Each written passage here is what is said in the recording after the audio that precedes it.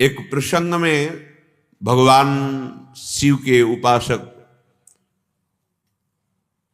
वो बालक थे, किसी ऋषि के घर गए तो उन्हें गाय का दूध मिला, पर उनके घर में तो था नहीं, क्योंकि वो किसी यजमान के यहां नहीं जाते थे।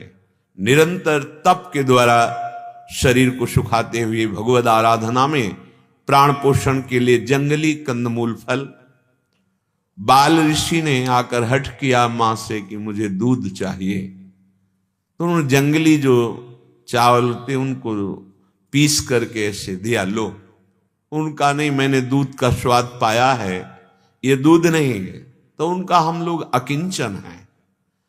तप के द्वारा भगवान शिव की आराधना करके हमें और कुछ नहीं चाहिए, उनकी प्रसन्नता। तो हमारे यहां किसी जजमान की वृत्ति नहीं है कि वहां से कुछ दान पुण्य लेकर हम अपना भरण पोषण करते हो। तुम हठ करते हो तो जाओ भगवान शिव की आराधना करो, जो चाहोगे प्राप्त हो जाएगा। बालक थे, भगवान शंकर का मंत्र उनको मिला, आराधना पद्धति मिली, उनके पिता ने उनको दीक्षा दी, शिक्षा दी। वो एकांत प्रदेश में शांत भाव से दाहिने पैर के अंगूठे के बल खड़े होकर हाथ ऊपर कर, कितना कठिन तप, बहुत समय तक निरंतर मंत्र जाप करते रहे। अब जो खास बात है, भगवान शिव ये देखने के लिए कि ये किसी लालसा मात्र के लिए तप कर रहे हैं या मेरे अनन्य हैं, देवराज इंद्र ऐरावत हाथी पर विराजमान और समस्त देवता उपस्थित हुए। सामने कहा, उपमन्यु जी आंख खोलिए, इस समय तुम्हारा तप का फल है कि तुम अगर देवराज इंद्र का पद मांगो तो मैं तुम्हें दे दूंगा। मैं स्वयं देवराज हूं। आंख खोली, देखा, प्रणाम किया, हे त्रिभुवनपति, मुझे आपसे कुछ नहीं चाहिए। जो शब्द वहां लिखा था कि भगवान शिव यदि मुझे श्वान बना दें तो मैं बहुत सुखी हो जाऊंगा। तुम मुझे इंद्र पद दे दो तो मुझे नहीं चाहिए। आप यहां से पधारे, ना मैंने आपको बुलाया है, ना मुझे आपकी प्रसन्नता या कृपा चाहिए।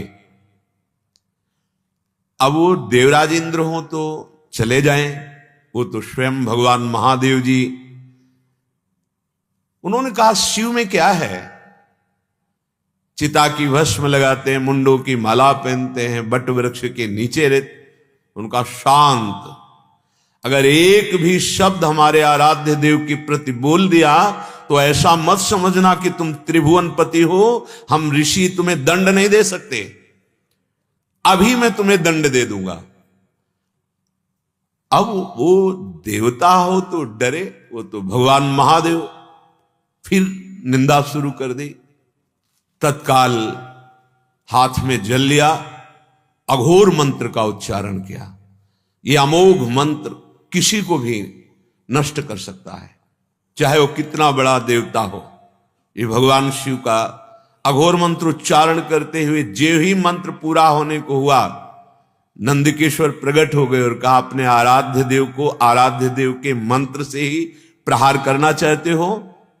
तो देखा जो ऐरावत था वो नंदकेश्वर और भगवान देवाधिदेव महादेव। कहा, आज से तुम्हें क्षीर सागर से दूध आएगा। अजरश्चैव अमरश्चैव वरदान की झड़ी लगा दी और कहा, जिस क्षण चिंतन करोगे मैं उमा के सहित उसी क्षण तुम्हें दर्शन दूंगा।